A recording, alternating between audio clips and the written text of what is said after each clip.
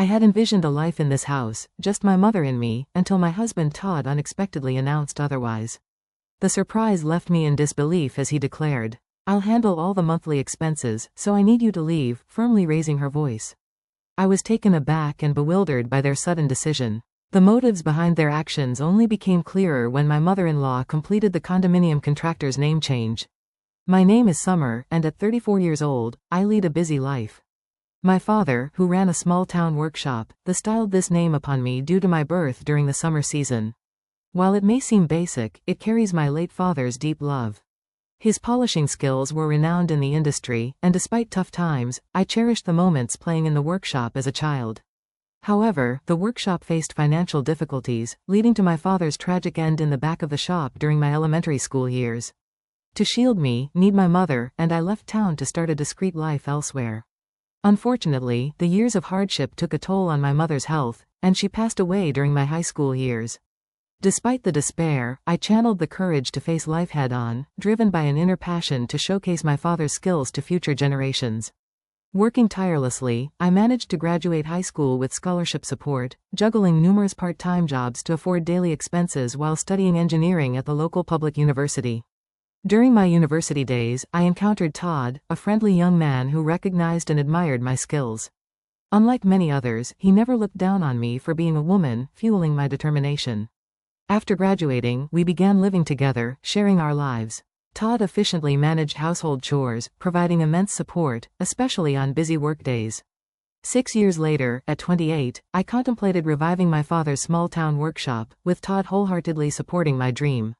As we discussed the possibility of marriage frequently over these 6 years, my lifelong dream seemed poised to become a reality. However, my primary focus was on rebuilding my father's workshop before considering marriage.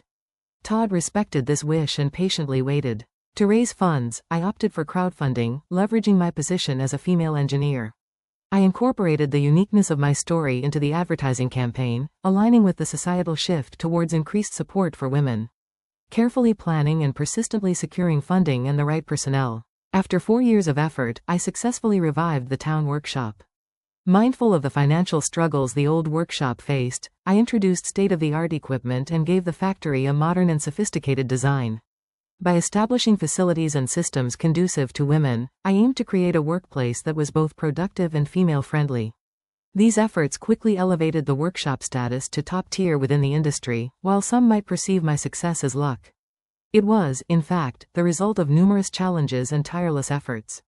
Todd, my university partner, knew this best. However, Todd's career faced challenges, and while his colleagues progressed, he remained a rank-and-file employee. Growing frustrated, he started expressing his dissatisfaction, saying coldly, "You're really lucky to have succeeded. There must be someone better for you than me, right?" I repeatedly reassured him that my success wouldn't have been possible without his unwavering support. I genuinely believed his involvement in my life and career was indispensable. To express my deep gratitude and love, I proposed marriage. I valued his special presence, pure and warm-hearted sensitivity, bringing happiness to my everyday life. Despite finding great comfort and solace in his presence, I began noticing changes in his heart over the 10 years since we became adults. My hope was to dispel his insecurities through marriage. Upon deciding to marry, we rushed to inform our families.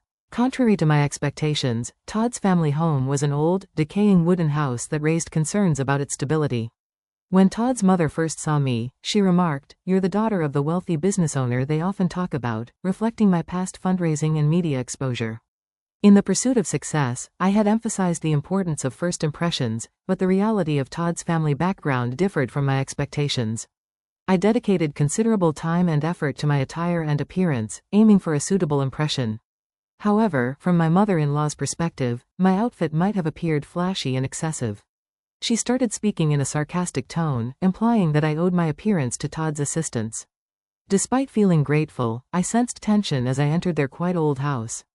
Todd seemed to have something on his mind, but remained silent. His father, in tattered clothes and with a restless demeanor, reflected the atmosphere of the home.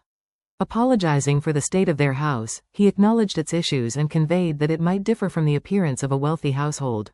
Trying to calm myself, I internally took several deep breaths. Each time I made a casual remark, Todd's parents responded with comments about how rich people have different ways of thinking and values than common people like us, making genuine conversation difficult.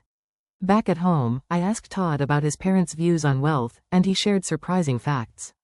Since childhood, he was taught that fancy apartment buildings were probably built on wrongdoing, and wealthy people engaged in shady dealings. They were believed to lack understanding of others' feelings or hardships, and Todd was advised to avoid befriending children from wealthy families. Although I hadn't grown up in a wealthy family myself, I found it intriguing to understand the roots of his parents' strong feelings. Even afterward, Todd's parents disapproved of our relationship. His mother often expressed concern about me making him do too much, while his father advised him not to let married life be completely dominated by his wife. These sentiments seemed to contribute to Todd's declining self-esteem. Behind my successful career was a desire to fulfill my late father's dream, not a wish to look down on others or use them. Despite Todd previously discussing this with his parents, my social success left a lasting impression on them. Attempting to improve our relationship, I communicated and tried to understand them multiple times. However, no matter how much goodwill I showed, Todd's father approached me with bias, saying, "This is how rich people think." Their reactions gradually close off my heart. Meanwhile, as Todd visited his family more frequently due to his father's deteriorating health, we started distancing ourselves, even though we were married and living together. About 2 years later, he suddenly announced that he had decided to quit his job because he was too busy with things at home. I was infuriated that Todd made such a significant decision without discussing it with me first. At that point, our relationship had deteriorated into a mere formality, lacking meaningful and sincere communication. He claimed to be busy with housework, but in reality, he frequently visited casinos and racetracks.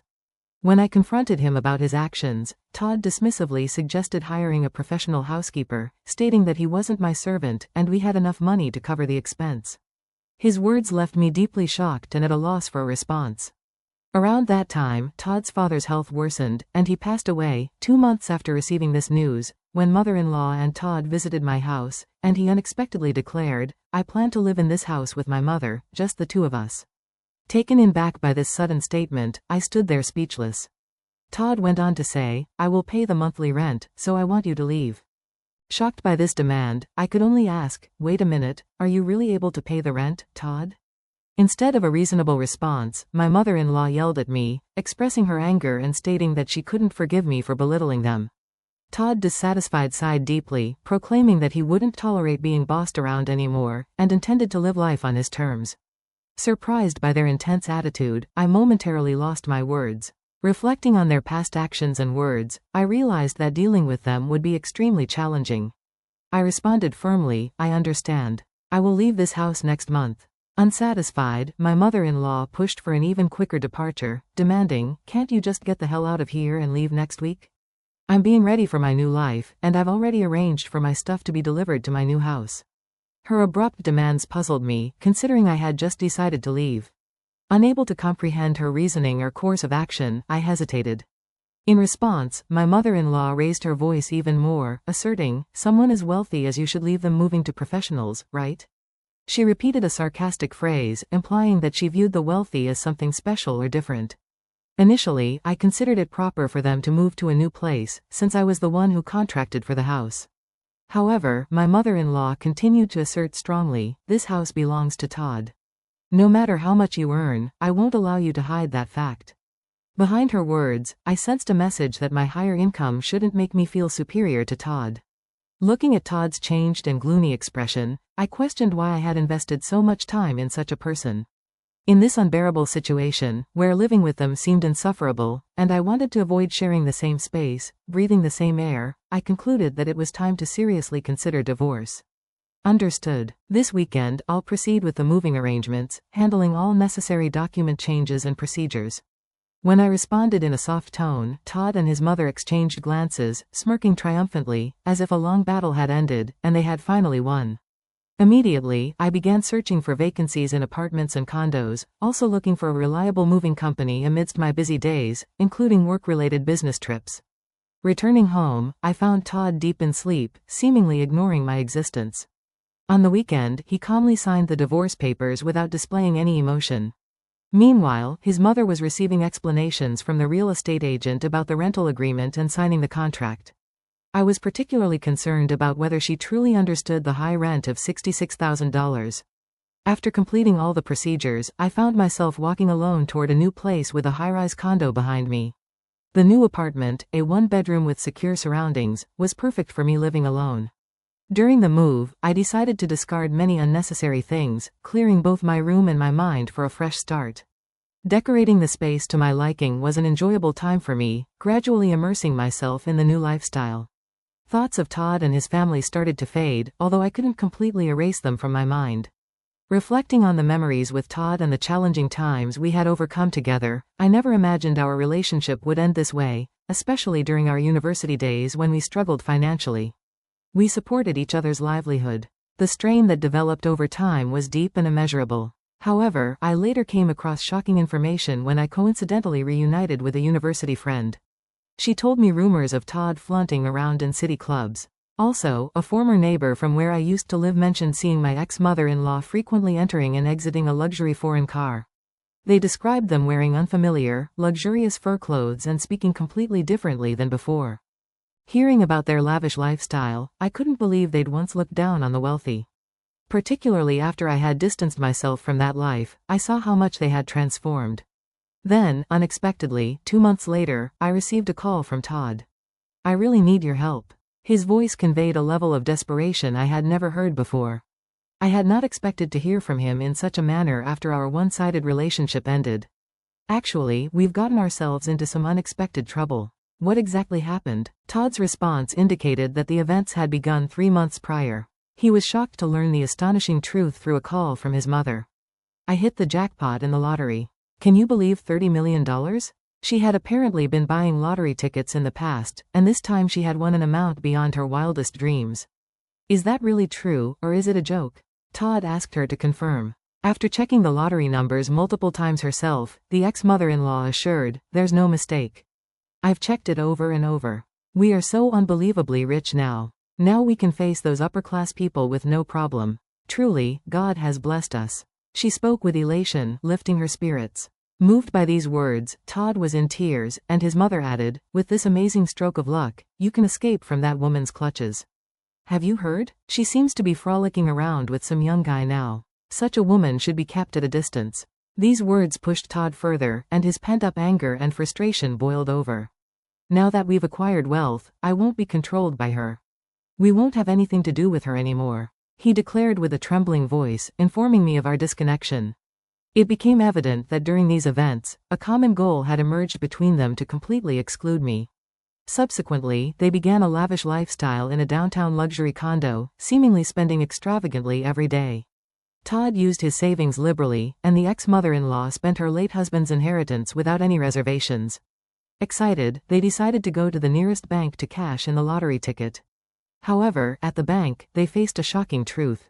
The lottery ticket they brought was from the previous year. Disbelief and dismay spread across their faces. It turned out the ex-mother-in-law had been comparing last year's lottery ticket with this year's winning numbers. Amidst this commotion, there was a deep-seated fear that somehow I would take their wealth from them. Surprised upon hearing their story, I was at a loss for words. "That's truly unfortunate and sad." I conveyed my sympathy. Just as I was about to end the call, Todd spoke up again, asking, "But we should have a right to alimony, right?"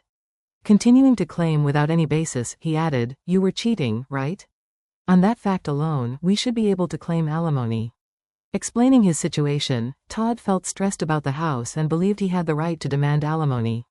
However, it was clear in my memory that Todd had quit his job on his own accord. My emotions surged and I couldn't tolerate such baseless claims. "I can't believe you would say such a thing. You sleazy man. Are you for real?" I raised my voice involuntarily. In this moment, my usual calm judgment and strong resilience frayed. Perhaps sensing my anger, I could feel Todd's surprise and confusion over the phone. "Truly, it's me who should be seeking alimony. You only think about yourself, heartlessly kicking me out always. That want to be rich spiel, I heard it so many times. Why do you make your mother complain so much? I can't tolerate this attitude of just being jealous without making any effort." I continued with an emotional outburst. After my emotional outburst, there was a moment of silence. Then, I felt a sense of clarity and hung up the phone. Their mistake with the lottery ticket astounded me, but now it was none of my business. Whatever fate they met was irrelevant to me. Days later, as I walked in front of my factory, I saw my ex-mother-in-law in a visibly deplorable state. She appeared before me and began to prostrate. Please help me. We can't afford to return the $66,000. Please come back and be a part of our family again. That should have been clearly written in the documents. Why didn't you check them thoroughly? Didn't you understand how serious it all was? And about that lottery ticket? I murmured slowly, choosing my words carefully. Will you truly abandon a mother and child struck by such misfortune? After a pause, I shook my head calmly and said, I believe that luck, in many cases, is something you forge for yourself despite hardships. I have strived to carve out my own destiny. How much of that mindset did you have? My words left her with a surprised and somewhat regretful expression, struggling to find a response. I walked past her and started walking in the direction of the building. After a short walk, I turned around to find my former mother-in-law still standing there. But I never looked back again and kept walking, focused on the path ahead. As expected, Todd and his mother were eventually evicted from the luxury condo. They chose an old wooden shack as their new dwelling, having spent all their savings. Now they spend their days working various part-time jobs to support themselves and save for the future. Over the following years, I dedicated myself to my work, and my factory grew far beyond its original small-town scale. I secured funds to purchase a larger plot of land nearby and established a new state-of-the-art factory there. This newly built facility was designed with the comfort of the entire family in mind, complete with maternity leave and childcare facilities for employees. Although my parents were not able to witness the success in person, every time I see a smiling couple with their children visiting the factory, I remember myself as a child and feel a deep sense of relief and happiness at the sight of them.